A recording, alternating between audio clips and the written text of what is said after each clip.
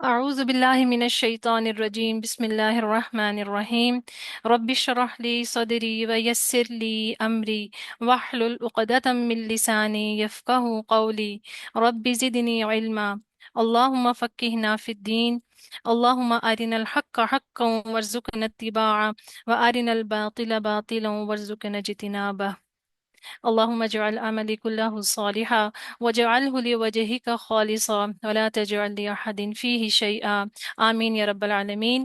السلام علیکم ورحمۃ اللہ وبرکاتہ۔ اہلا وسہلا ومرحبا۔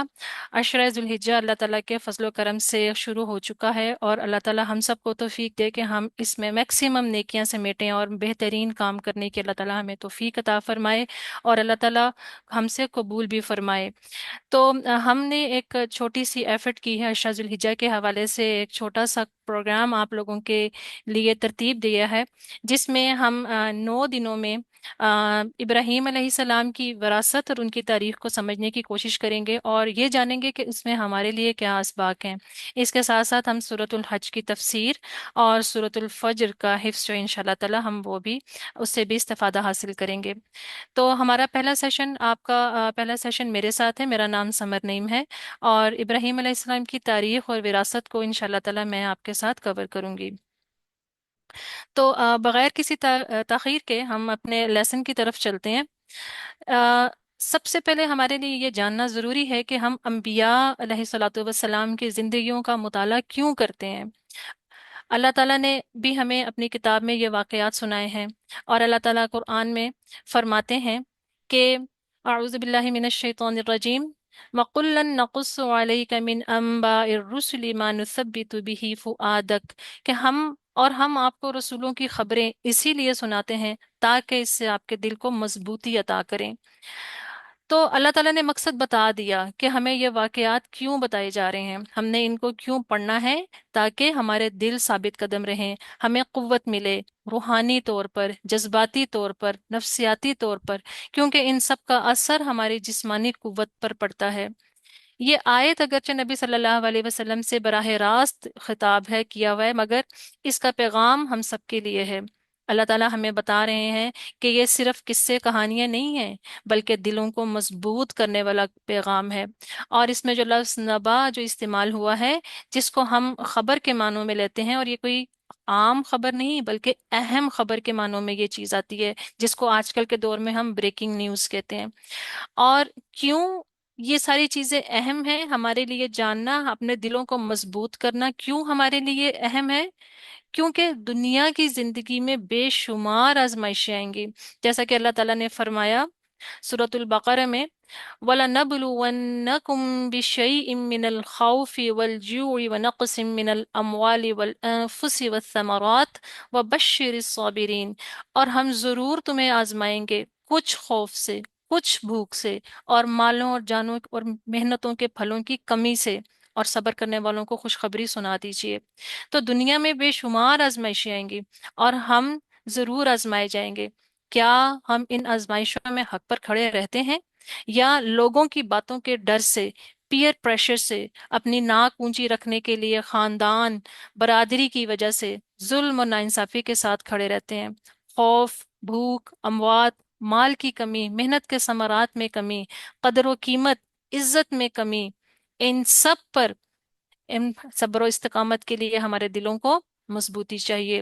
تو یہ کہانیاں محض بیڈ ٹائم سٹوریز نہیں ہیں، اللہ تعالیٰ نے ہمارے لیے اس میں نصیحتیں اور اسباق رکھے ہیں۔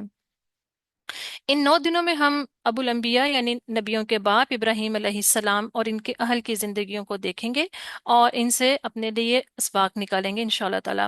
اور آج ہم ابراہیم علیہ السلام کا تعارف جانیں گے، اور پھر آنے والے دنوں میں ہم ان کی زندگی کے ہر پہلو کو تفصیل سے دیکھیں گے۔ اور چونکہ یہ حج کے دن ہے، اور حج کے مناسک کا ابراہیم علیہ السلام اور ان کی زوجہ ہاجرہ علیہ السلام سے گہرا تعلق ہے، تو ہم ان دنوں میں محض عید اور قربانی کی تیاریاں ہی نہیں کریں گے، بلکہ اس کے پیچھے چھپا ہوا فلسفہ اور تاریخ کو بھی جانیں گے انشاءاللہ تعالی۔ تو سب سے پہلے دیکھتے ہیں ہم سیدنا ابراہیم علیہ السلام کی خصوصیات۔ نبی صلی اللہ علیہ وسلم ابراہیم علیہ السلام کی ملت پر ہیں اور آپ کو ابراہیم علیہ السلام کی پیروی کا حکم دیا گیا۔ تو سیدنا ابراہیم علیہ السلام کی ذات میں بے شمار فضائل اور اخلاقی خوبیاں جمع تھیں۔ اس میں سے چند ایک پہ ہم دیکھتے ہیں۔ امتن، اللہ تعالیٰ قرآن میں فرماتے ہیں ان ابراہیم کانا امتن قانتا للہ حنیفا، یقیناً ابراہیم علیہ السلام ایک پوری امت تھے، اللہ کے فرما بردار، یکسو۔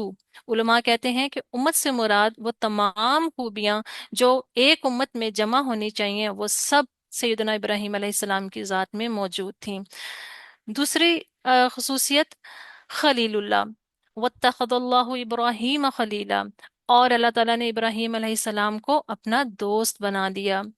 عربی میں خلا کا مطلب ہے انتہائی گہری محبت۔ خلیل وہ ہوتا ہے جو محبت کے اس درجے پر ہو کہ اس کی اور محبوب کی مرضی میں کوئی فرق باقی نہ رہے، جو محبت میں سب سے قریب ہو، جس کی قربت میں جدائی نہ ہو۔ نبی صلی اللہ علیہ وسلم کا ارشاد ہے، صحیح مسلم کی حدیث ہے کہ اگر میں کسی انسان کو خلیل بناتا تو ابو بکر رضی اللہ تعالیٰ کو بناتا، مگر حقیقت یہ ہے کہ تمہارا ساتھی یعنی نبی صلی اللہ علیہ وسلم اللہ کے خلیل ہیں۔ تو سیدنا ابراہیم علیہ السلام اور رسول اللہ صلی اللہ علیہ وسلم دونوں کو خلیل اللہ ہونے کا شرف حاصل ہوا۔ اواہ حلیم، ان ابراہیم لأواہ حلیم، بے شک ابراہیم بہت رقت دل رکھنے والے، بہت بردبار تھے۔ اواہ وہ شخص ہوتا ہے جو اللہ کے ذکر سے، دعا سے یا غم سے تڑپ اٹھے، رحم دل ہو۔ اور حلیم وہ شخص ہوتا ہے جو غصے کو ضبط کرے، بدلہ نہ لے، برداشت کرے، جس میں ٹھہراؤ ہو۔ یہ دونوں صفات ابراہیم علیہ السلام میں اکٹھی موجود ہیں، اور یہ دونوں صفات کا موجود ہونا اکٹھے ایموشنل انٹیلیجنس کا پتہ دیتی ہیں۔ کیونکہ اگر صرف افواہ ہو تو وہ شخص ہوتا ہے جو کہ ایک بیلنسڈ رویہ نہیں ہوتا، یعنی وہ اس کو غم منانے کا شوق ہے، وہ ہر وقت روتا دھوتا رہے گا، ہر چیز میں دکھ ڈھونڈے گا۔ اور صرف حلیم بھی بیلنسڈ رویہ نہیں ہے، یعنی برداشت کرتے رہنا، ڈور میٹ بن جانا، دوسروں کو خوش کرنے میں لگے رہنا، پیپل پلیزر بن جانا۔ تو جب یہ دونوں صفات اکٹھی ہیں اب ابراہیم علیہ السلام میں، تو یہ اس چیز کا پتہ دیتی ہیں کہ ان کو پتہ ہے کہ کون سی رویہ کس وقت استعمال کرنا ہے، اور اس کو کس لیول کے اوپر لے کر جانا ہے، اور کس لیول پر اس کو کنٹرول کرنا ہے۔ تو یہ چیز جو ہے یہ ایموشنل انٹیلیجنس کا پتہ دیتی ہے۔ پھر اس میں ایک اور چیز بھی ہمیں پتہ چلتی ہے کہ مردانگی اور میسکولینٹی کا جو ایک غلط نظریہ ہماری سوسائٹی میں موجود ہے کہ کیا مرد بھی روتے ہیں، تو اس میں ابراہیم علیہ السلام کے اندر موجود یہ صفات جو رحم، برداشت اور قربانی کی ہیں، یہ مردانگی کا پتہ دیتی ہیں۔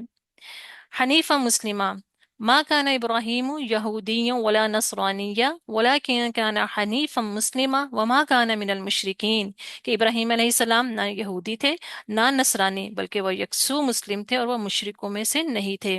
تو حنیف وہ ہوتا ہے جو ہر باطل سے کنارہ کش ہو جائے، چاہے وہ باطل ظاہری ہے، چاہے وہ باطل باطنی ہے۔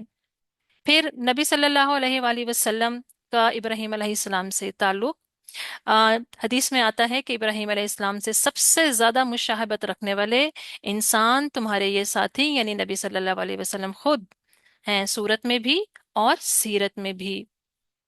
امام للناس، انی جاعلک للناس اماما، بے شک میں تجھے لوگوں کا امام بنانے والا ہوں۔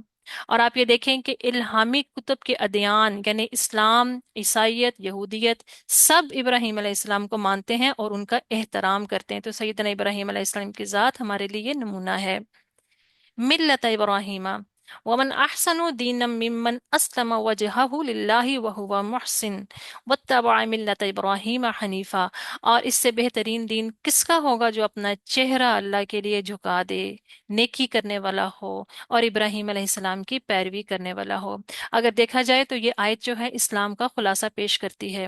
اسلم وجہہ للہ یعنی دل و جان سے اللہ کے سامنے جھک جانا، وہو محسن احسن عمل اختیار کرنا، یعنی اخلاص اور طریقہ سنت کے مطابق ہو، صرف ظاہری عمل نہیں بلکہ نیت بھی ہو۔ واتبع ملت ابراہیم، سیدنا ابراہیم علیہ السلام کے دین کی خالص پیروی کرنا۔ اور نبی صلی اللہ علیہ وسلم اس چیز کے بارے میں خود اعتراف کرتے ہیں، جیسے کہ ہم نے ابھی پیچھے بھی حدیث میں یہ پڑھا کہ صورت اور سیرت میں سب سے زیادہ مشابہت رکھنے والے ابراہیم علیہ السلام سے خود نبی صلی اللہ علیہ وآلہ وسلم ہیں۔ फिर बिरुल वालिदैन, वालिद से दुआ, उनके लिए दुआ करना। तो इसमें हमारे पास जो आयत आती है कि क़ाल सलामुन अलैक सअस्तग़फिरु लक रब्बी इन्नहु कान बी हफिया, कहा तुम पर सलाम हो, मैं अपने रब से तुम्हारे लिए बख्शिश मांगूंगा, बेशक वो मुझ पर मेहरबान है। तो इब्राहीम अलैहिस्सलाम का अपने वालिद के लिए दुआ मांगना, हमें मालूम है कि उनका वालिद जो बुत परस्त था, इस चीज को हम अब आगे कवर करेंगे। और उन्होंने ये दुआ वहां से रुखसत होते वक्त की। फिर इब्राहीम अलैहिस्सलाम का उम्मत मोहम्मद सल्लल्लाहु अलैहि वसल्लम से प्यार। जब नबी सल्लल्लाहु अलैहि वसल्लम मेराज पर गए और वहां पर इब्राहीम अलैहिस्सलाम से मुलाकात हुई, तो इब्राहीम अलैहिस्सलाम ने नबी सल्लल्लाहु अलैहि वसल्लम को कहा कि अपनी उम्मत को मेरी तरफ से सलाम कहिए और इनको बताएं कि जन्नत पाकीज़ा जमीन और मीठे पानी वाली है, लेकिन वो खाली मैदान है। इसमें पौधे लगाने के अल्फाज ये हैं, सुब्हानल्लाहि वल्हम्दुलिल्लाहि वला इलाहा इल्लल्लाहु वल्लाहु अकबर। तो अब थोड़ा सा मैं आपके साथ जो असबाक हैं इब्राहीम अलैहिस्सलाम की जिंदगी के, थोड़ा सा हम उनको गहरी नजर से देखेंगे और उसमें तलाश करेंगे कि हमारे लिए कौन से अहम पॉइंट्स हैं।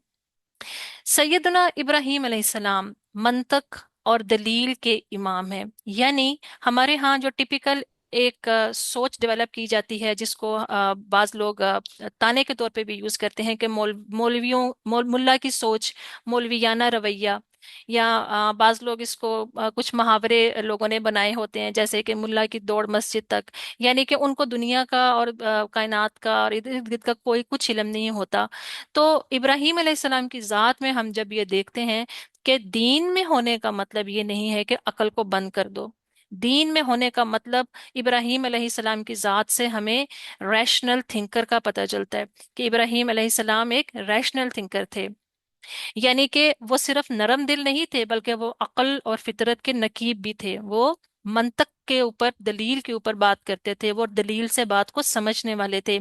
इनके नजदीक हक वही था जो माकूल हो, जो एक और एक दो की तरह वाजे हो। अल्लाह ताला कुरान में फरमाते हैं, जब इनसे कहा जाता है आओ इस चीज की तरफ जो अल्लाह ने नाजिल की है और रसूल की तरफ, तो वो कहते हैं हमें तो वही काफी है जिस पर हमने अपने बाप दादा को पाया।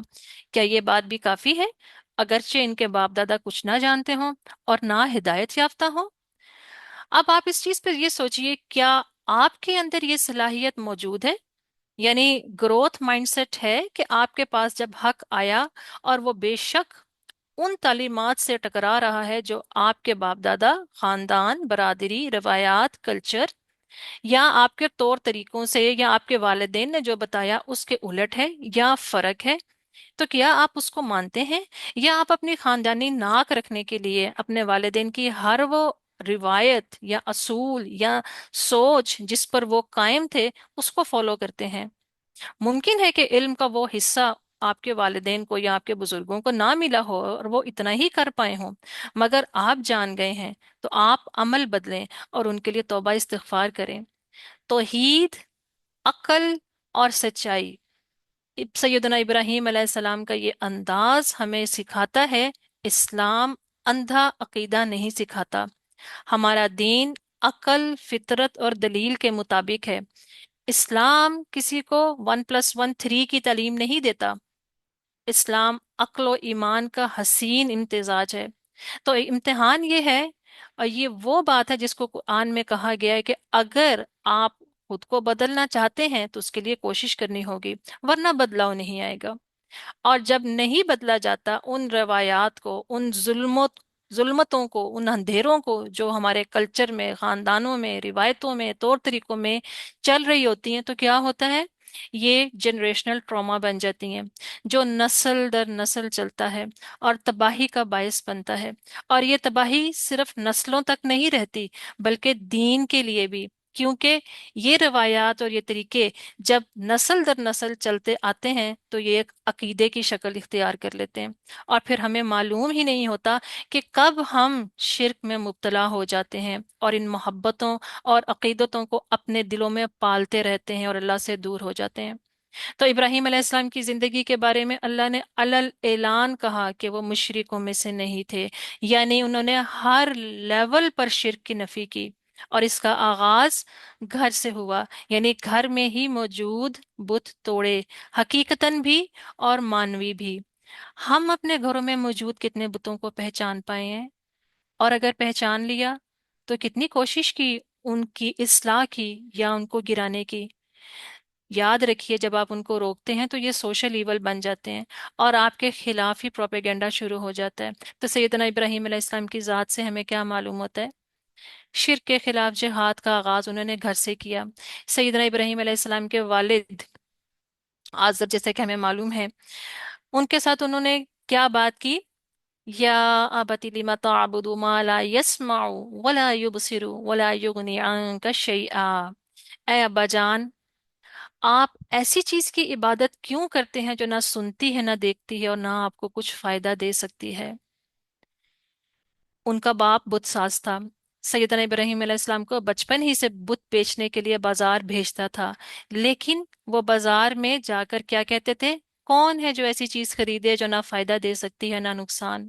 اور یہ جملہ اس کم عمری میں بھی ان کی زبان پر توحید پر یقین اور باطل سے بیزاری ظاہر کرتا تھا۔ تو آزادانہ سوچ غور و فکر سے نشو نما پاتی ہے۔ ماحول کا اثر، جو منفی اثر ہوتا ہے ماحول کا، وہ بھی زائل ہو سکتا ہے، لیکن اس کے لیے یقین کی قوت چاہیے ہوتی ہے۔ یہ ایک عقلی، منطقی اور پر اثر استدلال تھا، مگر ان کے والد نے جذباتی انداز میں کیا دھمکی امیز لہجہ اختیار کیا اور کیا کہا؟ قال اراغب انت، کیا کہا کہ اے ابراہیم، کیا تو میرے معبودوں سے منہ موڑنے والا ہے؟ اگر تو باز نہ آیا تو میں تجھے سنسار کر دوں گا۔ یہاں سے ہمیں کیا چیز پتہ چلتی ہے؟ ابیوسو پیرنٹنگ، ایک فادر اور سن کے درمیان ایک ابیوسو ریلیشن شپ نظر آتا ہے۔ وہاں پر ہمیں کوئی آپس میں کوئی ایک بانڈنگ نظر نہیں آتی کہ باپ اور بیٹا ایک سطح پر بیٹھ کے، ایک لیول پر بیٹھ کے آپس میں ڈسکشن کریں، ایک ڈسٹنس نظر آتا ہے۔ اور ظاہر ہے کہ یہ چیز ایک دفعہ تو نہیں ہوگی، قرآن نے اس کا ذکر کیا ہے، یہ مختلف اوقات میں مختلف لیولز پر ہوئی ہوگی، اور الٹیمیٹلی باپ نے کیا دھمکی دی؟ موت کی دھمکی دی، مارنے کی، قتل کرنے کی دھمکی دی۔ لیکن ابراہیم علیہ السلام ہمیں کہیں بھی بد زبانی کرتے ہوئے نظر نہیں آئے، بد اخلاقی کرتے ہوئے نظر نہیں آئے۔ حدیث میں آتا ہے، اس کا مفہوم یہ ہے کہ آپس کے اختلافات دین موڑ دینے والے ہیں، یعنی کہ آپس کے تعلقات میں جب اختلافات پیدا ہوتے ہیں تو دین وہاں سے رخصت ہونے لگتا ہے۔ اور جب یہی رویہ آج ہم اپنے معاشرتی دباؤ کی صورت میں بھی ہم اس کو دیکھتے ہیں کہ کوئی بھی نوجوان جب غور و فکر کرتا ہے، سوال کرتا ہے یا باطل سے انکار کرتا ہے، تو ذلت، الزام، اس کو بائیکاٹ کرنا، بلیم کرنا، شیم کرنا، اس کو ریجیکشن کرنا، یہ سب چیزیں اس کو سننی پڑتی ہیں۔ اور ان سب کا مقصد کیا ہوتا ہے؟ چپ کروانا، خاموش ہو جاؤ، مت بولو، مت ان چیزوں کو خریدو، جو چیزیں چلتی آ رہی ہیں اسی پر چلو۔ تو ابراہیم علیہ السلام کی ذات سے ہمیں ان سب باطل، ان سب بتوں کو توڑنا، کس کس لیول پر ہمیں وہ چیزیں پتہ چلتی ہیں اور انہوں نے کیا کیا رویے اختیار کیے۔ آنے والے سارے اسباق میں انشاءاللہ تعالی ہم اس کو مزید ڈیٹیل سے پڑھتے جائیں گے اور سمجھتے جائیں گے۔ تو یہی رویہ جو ہے یہ ہمیں بارہا نظر آتا ہے کہ چپ کرایا جاتا ہے، جیسے کہ سورہ فصلت میں بھی آتا ہے کہ کافروں نے کہا اس قرآن کو مت سنو، اس سے دور، اس کے دوران شور مچاؤ تاکہ تم غالب آ جاؤ، شاید کہ تم غالب آ جاؤ۔ تو یہ رویہ بارہا ہمیں ان ساری فورسز سے جو اس کے اگینسٹ ہوتی ہیں، ہمیں وہ ساری چیزیں نظر آتی ہیں۔ پھر تھوڑا سا اب ہم اس کو ایک لیول پر دیکھیں گے کہ ابراہیم علیہ السلام نے اپنی قوم سے سوال کیا۔ ان کو ڈائریکٹلی یہ نہیں کہا کہ تم لوگ غلط کر رہے، بلکہ ان کو سوچنے پر مجبور کیا۔ اور یہ میٹا کوگنیشن کہلاتا ہے کہ کسی انسان کو اس کے عمل پر ایسے سوالات اس سے کیے جائیں جس سے وہ سوچے کہ کیا یہ جو عمل یا یہ کام جو میں کر رہا ہوں کیا یہ درست ہے، وہ خود سوچنے پر مجبور ہو جائے۔ تو ابراہیم علیہ السلام نے ان سے سوال کیا۔ قرآن میں آتا ہے کہ جب رات نے اسے ڈھانپ لیا تو اس نے ایک ستارہ دیکھا اور کہا یہ میرا رب ہے، مگر جب وہ غائب ہو گیا تو کہا میں ایسے ڈوب جانے والوں کو پسند نہیں کرتا۔ پھر جب ابراہیم علیہ السلام نے چمکتا ہوا چاند دیکھا تو کہا یہ میرا رب ہے۔ پھر وہ چاند غروب ہو گیا اور کہا اگر میرا رب مجھے ہدایت نہ دے گا تو میں ضرور گمراہ لوگوں میں سے ہو جاؤں گا۔ پھر جب سورج کو اس نے دیکھا چمکتا ہوا تو کہا یہ میرا رب ہے۔ ये तो सबसे बड़ा है। फिर जब सूरज भी गरूब हो गया तो कहा, ऐ मेरी कौम, मैं इन तमाम चीजों से बरी हूँ जिन्हें तुम अल्लाह का शरीक ठहराते हो। बेशक मैंने अपना रुख इस जात की तरफ फेर दिया जिसने आसमानों और जमीन को पैदा किया, यकसू होकर, और मैं मुशरिकों में से नहीं हूँ। अब लोग सवाल करते हैं इस इन आयात के बारे में, और अक्सर ये पूछते हैं कि क्या वाकई ही उन्होंने इन सूरज चांद सितारों की इबादत की थी, पूजा की थी, या ये कि उन्होंने झूठ बोला था। तो इन आयात के बारे में उलमा की मुख्तलिफ आरा मौजूद हैं, मगर जो राय मेरे दिल को ज्यादा लगती है वो ये है कि ये लफ्ज जो उन्होंने बोला था कि क्या ये मेरा रब है, यानी कि यहाँ पर जो उन्होंने बोला था कि हाजर हाजर रब्बी, ये एक सवालिया अंदाज है। ये एक सवालिया अंदाज में उन्होंने पूछा था कि क्या ये मेरा रब है।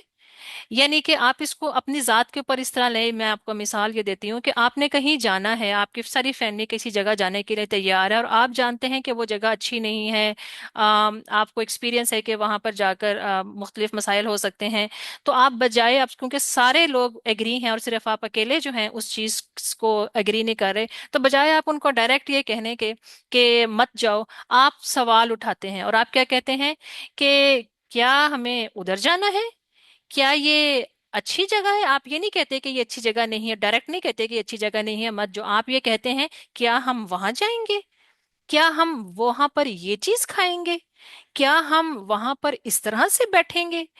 और जब आप इन सारी चीजों को एक सवालिया अंदाज से उनके जहन के अंदर डालते हैं जिससे वो सोचने पर मजबूर होते हैं कि अच्छा क्या ये चीज ऐसे होगी वहां पर, तो फिर आप क्या कहते हैं एंड पर कि भाई मैं तो नहीं जा रहा इसलिए कि मुझे तो पता है कि इससे बेहतर जगह कौन सी है। तो आप उनको एक रास्ता दिखाते हैं, ना सिर्फ ये कि आप इनका उस चीज के एक नुकसानात बताते हैं, बल्कि आप उनको एक दूसरी डायरेक्शन भी देते हैं। तो आप उनको खुद सोचने पर मजबूर करते हैं, खींच कर नहीं लाते, उनको खुद सोचने पर मजबूर करते हैं। ये चीज, ये जो हिकमत जो है इब्राहिम अलैहिस्सलाम ने उनके लिए इस्तेमाल की, और ये चीज कहलाती है मेटाकॉग्निशन। और यहाँ से हमें इस चीज का एक उसूल भी पता चलता है कि अगर हमने किसी को, अगर ज्यादा लोग मौजूद हों और हमने किसी को कोई बात समझानी और हम अकेले एक वाहिद उस चीज को जानते हों, या हमें बाज दफा एक होता है कि हम लोग अगर कन्फ्रंटेशन फर्स्ट लेवल पर ही करेंगे तो हमारे लिए मुश्किल होगी, तो हम ये स्ट्रेटेजी इस्तेमाल कर सकते हैं। और ये इब्राहिम अलैहिस्सलाम ने बेहतरीन ये स्ट्रेटेजी जो है इस्तेमाल की। लेकिन वही बात है कि क्या होता है कि खामोश करवाया जाता है, चुप करवाया जाता है। क्यों चुप करवाया जाता है? कि वक्त के फिरौन जो होते हैं, वक्त के जो उमरा होते हैं, वो इस चीज को सुनना नहीं चाहते। वो सोचने और गौर व फिक्र करने की जो कैपेसिटी है वो दूसरों को देना नहीं चाहते, क्योंकि इनसे उनकी बादशाहत के मीनार जो होते हैं, उसकी जो बुनियादें होती हैं वो हिलना शुरू हो जाती हैं। फिर इब्राहिम अलैहिस्सलाम ने बुतों बुत शिकने की, बुतों को तोड़ा। और हम जानते हैं उस वाक्य को कि उसके बाद उन्होंने एक जो फंक्शन था, उन लोगों का कोई रिचुअल था, उस पर जाने से इनकार किया। और उसमें भी उन्होंने एक जो लफ्ज़ बोला उसको हम इंशाल्लाह ताला आगे कवर करेंगे कि वहां पर उन्होंने जाने से कैसे इनकार किया था। आगे इंशाल्लाह ताला इस बात आएंगे उसमें हम इन चीज़ों को कवर करेंगे।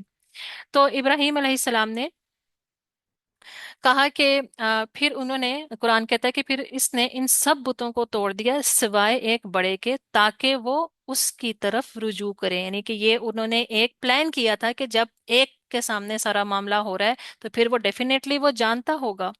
और उसके बाद जब वो लोग आए और उन्होंने कहा कि हमारे मबूदों के साथ ये किसने किया, यकीनन वो बड़ा जालिम है। तो उनमें से कुछ लोगों ने कहा कि हमने एक नौजवान को सुना है जिसे इब्राहिम कहते हैं और वो इनका जिक्र करता है।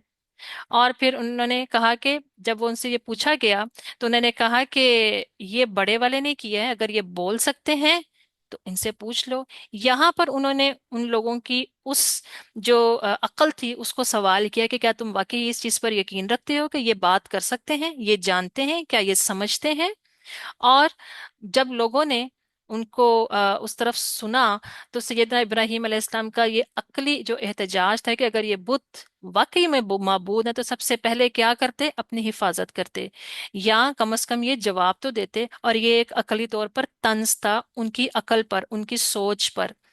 जिनकी इबादत तुम करते हो वो तो अपनी हिफाजत भी नहीं कर सकते। तो आपने किस तरह से अंदर के बुत तोड़े। और क्या हुआ कि लम्हे भर को वो लोग लौटे अपने अंदर, अपने नफ्सों के अंदर उन्होंने झांक कर देखा कि क्या वाकई हम इस चीज को मानते हैं, क्या वाकई हम ही जालिम हैं कि हम इतनी छोटी सी बात को भी नहीं पहचान पा रहे। मगर वो दोबारा उल्टे हो गए। और ये चीज कोग्निटिव डिसोनेंस कहलाती है, कि हक को पहचान कर उसका इनकार कर देना। वो आपकी अपनी सोच, अपनी नफ्स परस्ती, खानदान परस्ती, माशरा परस्ती, बरादरी परस्ती, अपनी अना परस्ती, आपकी अपनी सोच जो हक एक लम्हे के लिए आपने पहचाना था उसके ऊपर गालिब आ जाना, इसको कोग्निटिव डिसोनेंस करते हैं। कहते हैं कि उस चीज को ना पहचानना। और उन्होंने इस चीज को नहीं पहचाना, लिहाजा वो दोबारा से अपने उस कंफर्ट जोन की तरफ, क्योंकि ये एक कंफर्ट जोन होता है ना, जो माशरा कर रहा है वो सब करें, आप कंफर्ट होते हो। जब आप हक के दरिया के मुखालिफ बहाव पर चलते हो तो आपको ताकत चाहिए होती है, आपको मुश्किलात बर्दाश्त करनी पड़ती हैं। तो ज्यादातर लोग उन चीजों को अडॉप्ट नहीं करना चाहते, तो लिहाजा वो दोबारा से उल्टे हो गए, यानी कि दोबारा से अपनी बात पर पलट गए। और यही अमल हम देखते हैं कुफारे कुरैश का नबी सल्लल्लाहु अलैहि वसल्लम के साथ था। यानी काफिरों ने कहा इस कुरान को मत सुनो, इसके दौरान शोर करो और शायद कि तुम गालिब आ जाओ। यानी कि सवाल पूछने पर भी आज के दौर में भी ताने, शर्मिंदगी और ब्लेम गेम की जाती है। खामोशी को थोपने की कोशिश की जाती है आपके अपने खानदान के, माशरे के बड़ों की तरफ से, कि मत इस चीज को करे दो, मत ये सवाल उठाओ, मत ये करो, इससे ये होगा, इससे वो होगा। फिर इब्राहिम अलैहिस्सलाम का नमरूद के साथ मुकालमा, वक्त के फिरऔन के साथ, जो एक और आजमाइश थी, और वो बादशाह था नमरूद। कुरान में नमरूद का जिक्र नहीं आता, लेकिन अल्लाह ताला ने क्या कहा, क्या तुमने उस शख्स को नहीं देखा जिसने इब्राहिम अलैहिस्सलाम से उसके रब के बारे में झगड़ा, इसलिए कि अल्लाह ने उसे बादशाही दी थी। यहाँ पर अल्लाह ताला ने नमरूद का नाम नहीं लिया, बल्कि एक खसूसियत बताई। और यहाँ हमें ये सीखने को मिलता है कि वो जो किसी न किसी लेवल पर ऐसे बादशाह बने होते हैं कि वो लोगों की तकदीरों के फैसले करने का इख्तियार रखते हैं, इनके साथ कैसे बात करनी चाहिए। हमारे यहाँ भी ऐसे बादशाह कहीं ना कहीं बैठे होते हैं, या कहीं हम खुद तो ऐसे बादशाह नहीं बने हुए। हमें इस रुतबे का जो अल्लाह ताला ने हमें दिया, चाहे वो खानदान में है, चाहे वो हमारी किसी सोशल लाइफ में है, चाहे वो हमारी किसी न किसी प्रोफेशनल लाइफ में है, हमें नाजायज फायदा नहीं उठाना। कहीं हम फसाद तो नहीं कर रहे। एक नजर अपने ऊपर भी डालकर देखिए कि कहीं हम उस रुतबे पर तो नहीं बैठे हुए जहां पर हमने ये जान लिया है कि हमारे नीचे जो हमारी औलाद है, या औलादों की औलाद है, या हमारे घरों में आने वाले नए लोग, क्या हम उनके तकदीरों के फैसले खुद तो नहीं कर रहे। तो सैयदना इब्राहीम अलैहिस्सलाम हमें इस चीज के बारे में भी बताते हैं कि उन्होंने क्या क्या कहा, रब्बी यल्लज़ी युहयी व युमीत, मेरा रब वो है जो जिंदा करता है और मारता है। तो ये जवाब हमारे लिए भी है और उसके लिए भी। यानी कि खुद को इमोशनल ब्लैकमेलिंग से निकालना, इंटेलिजेंट बनाना। दोबारा वही बात है, तौहीद रासिख हो तो सब चीजें अपनी जगह पर आती हैं।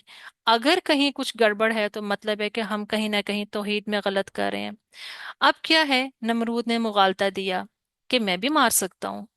तो फिर इब्राहिम अलैहिस्सलाम ने क्या चैलेंज दिया, फिर अल्लाह सूरज को मशरिक से निकालता है तो तू उसे मगरिब से निकाल कर दिखा। तो काफिर हैरान खामोश हो गया। यहाँ पर हमारे सामने क्या चीज आती है, पहला जवाब जो दलील जो इब्राहिम अलैहिस्सलाम ने दी, वो तौहीद उलूहियत की थी। और जब तौहीद उलूहियत को उसने चैलेंज किया तो फिर दलील तौहीद उलूहियत की तौहीद रबूबियत से आती है। ये दलील जो सूरज को मशरिक से मगरिब से निकालना, ये तौहीद रबूबियत है। तो ये वो दलील है जो तौहीद उलूहियत को मजबूत करती है। और इस चीज़ के बारे में, जो कायनात के अंदर जो चीज़ें जो अल्लाह के इख्तियार में, उसमें कोई भी मखलूक कुछ भी नहीं कर सकती। तो जब ये सब जवाब उसको दिया गया तो वो काफिर जो था वो हैरान हो गया, क्योंकि वो कुछ भी नहीं कर सकता था। और ये अकली दलील सिर्फ नमरूद के लिए नहीं है, हमारे लिए भी है, कि दुनिया की ताकतें अल्लाह के हुक्म के सामने कुछ भी नहीं। वो जिनको हम खुदा बना बैठते हैं, वो जिनको हम हवा बना के बैठ जाते हैं, खौफ तारी कर लेते हैं कि ये हमारे बड़े हैं या हम इनके आगे नहीं बोल सकते, हमें ये जान लेना चाहिए कि दुनिया की किसी भी लेवल की ताकत अल्लाह के हुक्म के सामने कुछ भी नहीं है। मेरा रब ही है जो कि सूरज को मशरिक से निकाल सकता है, और उस अगर मगरिब से निकालना है तो वो भी उसी के इख्तियार में है। यानी चैलेंज है। और जब ये चैलेंज होगा तो फिर ये याद रखिए कि इसके बाद आमना सामना होगा, कन्फ्रंटेशन होगी। दो चीजें हो सकती हैं, या तो वो शख्स मान लेगा, या कन्फ्रंटेशन होगी, आपके खिलाफ पूरा प्रोपेगेंडा किया जाएगा और आपको हो सकता है कास्ट आउट कर दिया जाए।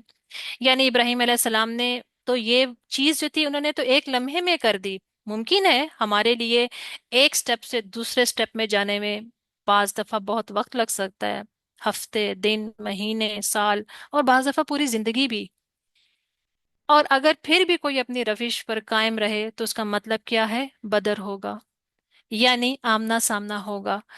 और आमना सामना में हम क्या देखते हैं इब्राहिम अलैहिस्सलाम के बारे में? उनको बारे में कहा गया, उन्होंने कहा इसे जला दो और अपने माबूदों की मदद करो अगर तुम कुछ करना चाहते हो। और इब्राहिम अलैहिस्सलाम के आग में डाले जाने के वाक़े से भी हमारे लिए बहुत असबाक हैं। मुमकिन है कि अल्लाह ताला हम सबको बचा के रखे कि हम पर कभी कोई ऐसा वक्त ना आए कि हम आग में डाले जाएं, जाहिरन आग में। लेकिन हदीस में आता है ना, उसका मफहूम है कि इस्लाम पर एक वक्त ऐसा आएगा कि जो शख्स इस्लाम पर कायम रहेगा वो ऐसा ही होगा जैसे उसने अपने हाथ में आग के अंगारे उठाए हों। तो हमारी जिंदगी में ऐसे हालात आ सकते हैं जो बज़ाहिर जाहिरी तौर पर आग ना हो मगर आग के में जलने के बराबर ही हो। हमसे हमारा हक छीना जाए, हमें हमें मुख्तलिफ तरह की अजियतें दी जाएं जो हमारे लिए जलने कुड़ने का बायस हो, तकलीफ में फंसने का बायस हो। तो क्या है, हमें क्या याद रखना है? वला तहिनु वला तहजनु अंतुमुल आलऊना इन कुंतुम मुमिनीन, के हमें वो गम नहीं करना, दुख नहीं रखना, और हमें ये यकीन रखना है कि अगर हम मोमिनीन हैं तो अल्लाह ताला हमें ही उठाएगा, हमारी ही मदद करेगा, हम ही कामयाब होंगे। अल्लाह ताला ने आग से कहा, ए आग ठंडी हो जा, सलामती वाली हो जा इब्राहिम अलैहिस्सलाम के लिए। आग का काम तो जलाना है। आग अल्लाह के हुक्म के ताबे है। वही आग जो हर चीज को जलाती है, वो आग वही चीज जो है अल्लाह ताला के हुक्म से इब्राहिम अलैहिस्सलाम को ना जला पाई। क्यों? क्योंकि यकीन की ताकत, और अल्लाह ताला, इब्राहिम अलैहिस्सलाम का अल्लाह ताला के लिए ही झुकना। इसमें हमारे पास ये वाक़या भी आता है कि जिबरील अलैहिस्सलाम भी आए फौरन, कि जब इब्राहिम अलैहिस्सलाम को आग में डाला जा रहा था और उन्होंने मदद पूछी कि आपको किसी चीज़ की ज़रूरी है, और वो दुआ इब्राहिम अलैहिस्सलाम की जो इंतहाई खूबसूरत दुआ है, हस्बी अल्लाह व निअमल वकील, कि तुमसे नहीं, अल्लाह मेरे लिए काफ़ी है। ये इंतहा है अबूदियत की। और ये वही दुआ है जो नबी सल्लल्लाहु अलैहि वसल्लम ने ओहद के दिन पढ़ी। तो हमारे लिए इस दुआ में भी बहुत सबक है कि मुश्किल से मुश्किल हालात भी अगर जिंदगी में आ जाए, अल्लाह ताला अगर किसी न किसी की आजमाइश उसने हमारे ऊपर डाल दी, तो हमें ये चीज याद रखनी है और अल्लाह की तरफ ही लौटना है। फिर क्या कि दौरे हाजिर में कौन कौन से बुत हैं जो हम देखते हैं? इसमें ख्वाहिश नफ्स सबसे बड़ा बुत है, और इसको हम अभी आगे भी इंशाल्लाह ताला देखेंगे कि आगे की मजीद असबाक में हम इसको कवर करने की कोशिश करेंगे। कि सैयदना इब्राहीम अलैहिस्सलाम को जब आग में डाला गया और उन्होंने कहा कि इसे जला दो और अपने माबूदों की मदद करो, और इंतहाई बड़ी आग डाली गई, और इब्राहीम अलैहिस्सलाम ने उस वक्त ये दुआ पढ़ी, तो अल्लाह ताला ने उनको सलामती और हिफाजत के साथ रखा। सैयदना इब्राहीम अलैहिस्सलाम का तवक्कुल, इखलास से कामिल, यानी सैयदना इब्राहीम अलैहिस्सलाम की जो दुआ इसी मुकाम की अलामत है जो सूरतुल अनाम में आती है, इन्ना सलाती व नुसुकी व महयाया व ममाती लिल्लाहि रब्बिल आलमीन, के मेरी नमाज, मेरी कुर्बानी, मेरी जिंदगी, मेरी मौत, अल्लाह, सब कुछ अल्लाह के लिए है। और ये हम सबके लबों पर होनी चाहिए। ख़ास तौर पे अशराजुल हिज्जा में हमें इस चीज़ को प्रैक्टिस करना है कि मेरा जीना, मेरा मरना, मेरा जिंदगी का हर लम्हा, मेरी कुर्बानी, मेरी मौत सब अल्लाह के लिए है। ये कुर्बानी किसी और के लिए नहीं है, खानदान परस्ती के लिए नहीं है, बरादरी परस्ती के लिए नहीं है, कल्चर परस्ती के लिए नहीं है, अपनी अना परस्ती के लिए नहीं है। ये कुर्बानी सिर्फ और सिर्फ अल्लाह के लिए है। और इब्राहिम अलैहिस्सलाम और नबी सल्लल्लाहु अलैहि वसल्लम दोनों ने अब्दियत बंदे बंदगी के कमाल को पाया। वो मुकाम जहाँ बंदा कहता है अल्लाह, अगर तू मुझे मौत दे अपने रास्ते में, या मेरी जिंदगी ले ले अपने रजा के लिए, मैं राजी हूँ। तो सैयदना इब्राहीम अलैहिस्सलाम ने अक्ल व फितरत से शिर्क को दूर किया।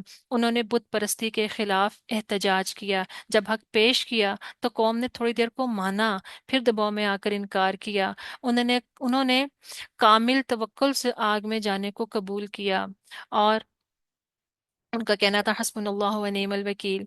यही रूह है कामिल बंदगी और अबूदियत की। सैयदना इब्राहीम अलैहिस्सलाम हमें यह सबक देते हैं कि अक्ल अल्लाह की तरफ ले जाती है, मगर अक्ल की भी हद है, और असल हकीकत अल्लाह के इल्म और फैसले के ताबे रहना है।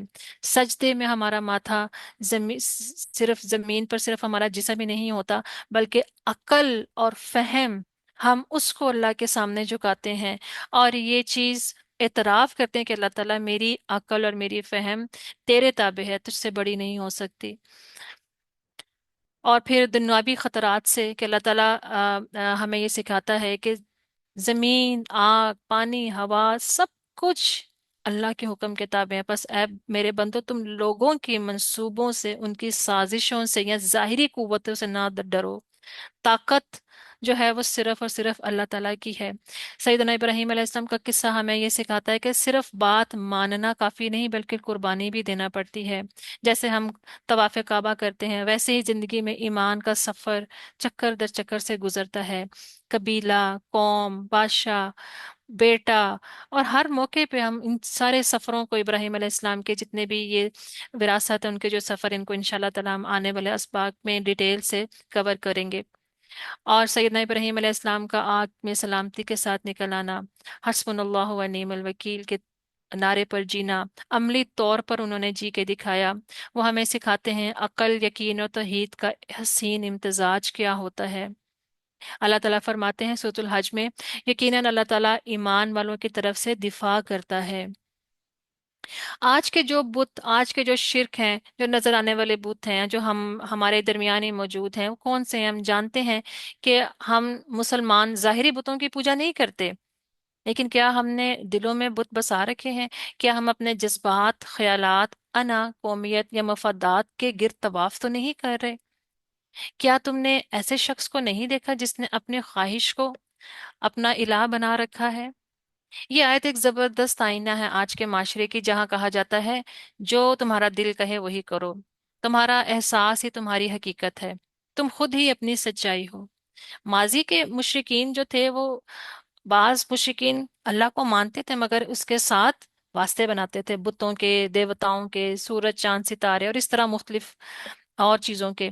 लेकिन आज के शिर्क नए बुत हैं। जज्बात, अना, नसब, रंग, रियासत, सरमाया, शोहरत, इल्म बगैर वही के, खुद को हक समझना, और इनमें सबसे बड़ा बुत मैं खुद, यानी नफ्स परस्ती, एहसासात का खुदा बन जाना।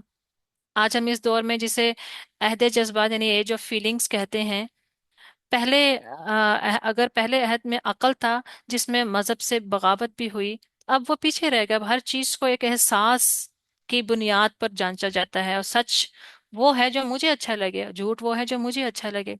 यानी एब्सोल्यूट ट्रुथ कोई भी नहीं है। बस जो जिसको मैं अच्छा समझती हूँ, जिसको मैं बुरा समझती हूँ, बस वो मेरा दीन है। और इसमें ईगो वर्शिप और ईगो से एक बड़े हमारे टीचर जो है उन्होंने कहा था कि ईगो का मतलब क्या है? एजिंग गोड आउट, यानी कि अल्लाह को अपनी जिंदगी से बाहर निकाल देना।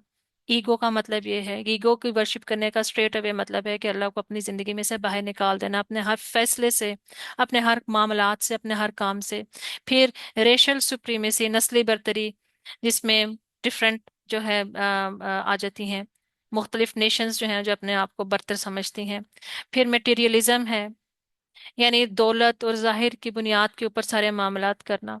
साइंस परस्ती, यानी कि वो चीज जिसको साइंस मान सकती है, जिसको साइंस मानेगी, प्रूफ करेगी, मैं उसको मान लूंगा, लेकिन वैसे नहीं मान सकूंगा।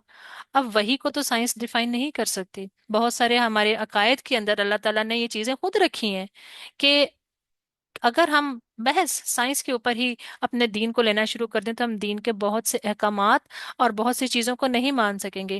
تو جو چیزیں ایسی ہیں جو ہماری سائنس سے ماورا ہے، جو ہماری عقل سے بھی ماورا ہے، وہاں پر ہمارا امتحان ہوتا ہے کیا ہم سمینا و اطانا کرتے ہیں۔ بہت سارے ایسے کوشچنز اٹھائے جاتے ہیں جن کو ابھی میں نہیں یہاں پر بتانا چاہتی کیونکہ پھر ٹاپک کسی اور طرف چلا جائے گا، لیکن آپ سب بھی ان چیزوں سے واقف ہوں گے۔ پھر قوم پرستی، ریاست پرستی، ریاست کو مقدس بنا دینا، ریاست ہی مقدس ہے اس کی وفاداری کرنا بلا دلیل کے، بلا یعنی کہ جو کچھ وہ کر رہی ہے وہ کرنا۔ ٹرائبلزم میں آ جاتا ہے کہ اپنا قبیلہ، اپنی نسل، اپنی برادری۔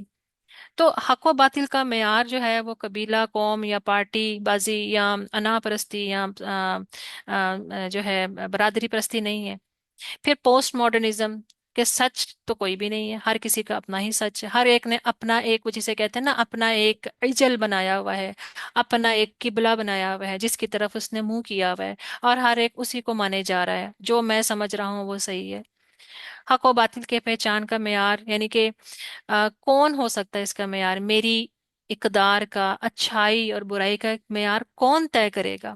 کیا میں خود طے کروں گی، یا سوسائٹی طے کرے گی، یا میڈیا بتائے گا، یا اللہ اور اس کی بھیجی ہوئی وحی؟ تو ان الحکم الا للہ، سورہ یوسف میں آتا ہے ان الحکم الا للہ، حکم صرف اللہ کا ہے۔ ہمیں ان دنوں میں خاص طور پر ذوالحجہ کے پہلے 10 دنوں میں یہ دعا کرنی ہے، اور یہ دعا آپ ضرور کیجئے کہ اللہم طاہر قلبی من الاسنام ما ظہر منها وما بطن، اے اللہ میرے دل سے ہر بت کو نکال دے جو ظاہری ہو یا باطنی ہو، مادی ہو یا فکری ہو۔ اور ابراہیم علیہ السلام کی دعا آتی ہے وجنوبنی وبنی یا ان نعبد الاصنام، اور مجھے اور میری اولاد کو بتوں کی عبادت سے بچا۔ وہ تمام بت، وہ مورتیاں جو صرف ظاہری نہیں ہیں بلکہ اندر بیٹھی ہوئی ہیں، ہمارے نفسوں کے اندر بیٹھی ہوئی ہیں۔ عقل کو وہی پر فوقیت دیے جانا، کسی نظریے کو اللہ کے حکم سے بالا سمجھنا۔ بعض لوگوں نے محبت کو خدا بنایا ہوتا ہے۔ ہمیں اپنے دل سے پوچھنا چاہیے میں کس چیز کے لیے قربانی دے رہا ہوں۔ ان 10 دنوں میں ہم انشاءاللہ تعالی عید الاضحیٰ پہ قربانی کریں گے، ہمیں اس چیز کو سوچنا ہے۔ ہم آنے والے یہ سارے جو آپ کے لیے پروگرام سیٹ کیا گیا ہے، اس میں ہم یہ جانیں گے، اس چیز کو گہرائی سے جانچنے کی کوشش کریں گے کہ ہم کس چیز کے لیے قربانی دے رہے ہیں۔ ہمیں یہ 10 دن اور ابراہیم علیہ السلام کی وراثت کیا سکھاتی ہے کہ ہماری قربانی کس کے لیے، کس چیز کے لیے وقت، صحت، تعلقات قربان کر رہے ہوں۔ کس چیز کے حکم کو میں چیلنج نہیں کر سکتا؟ پوچھئے، آپ یہ پوچھئے وہ کیا چیز ہے جس کے حکم کو آپ چیلنج نہیں کر سکتے؟ کیا وہ اللہ اور اس کے رسول ہیں، یا کوئی اور ہے جس کے حکم کو آپ چیلنج نہیں کر سکتے، جن کے سامنے آپ کی زبان بند ہو جاتی ہے، جن کے سامنے آپ حق بات نہیں کہہ پاتے؟ یہی سوال ہمارے اندر چھپے ہوئے بتوں کو بے نقاب کرے گا۔ اور انشاءاللہ تعالی ہم مزید سورۃ الحج کی تفسیر آپ کے سامنے ڈسکس کی جائے گی، اس میں بھی آپ کے لیے بہت سارے اسباق ہوں گے، اور مزید بھی ہم آگے آنے والے اپنے 9 دنوں میں ان ساری چیزوں میں اس چیز کو راسخ کرنے کی کوشش کریں گے کہ ہم نے اپنے دلوں میں کون سے بت کہاں کہاں بٹھائے ہوئے ہیں، اور ہمارا حقیقی معبود کون سا ہے، اور ہم قربانی کس کے لیے دے رہے ہیں۔ ہم کس کے حکم کو چیلنج نہیں کر سکتے، ہم کس کو رب مانتے ہیں، حقیقت میں کس کو رب مانتے ہیں۔ ان سارے دن، ان سارے کلاسز میں انشاءاللہ تعالی ہم ان چیزوں کو بہترین طریقے سے جانیں گے۔ اور یہاں پر میں اپنے لیسن کا اختتام کروں گی۔ سبحانک اللہم و بحمدک، نشہد لا الہ الا انت، نستغفرک و نتوب الیک۔ السلام علیکم ورحمۃ اللہ وبرکاتہ۔ اب آپ کے ساتھ انشاءاللہ تعالی سورۃ الحج کی تفسیر ہوگی۔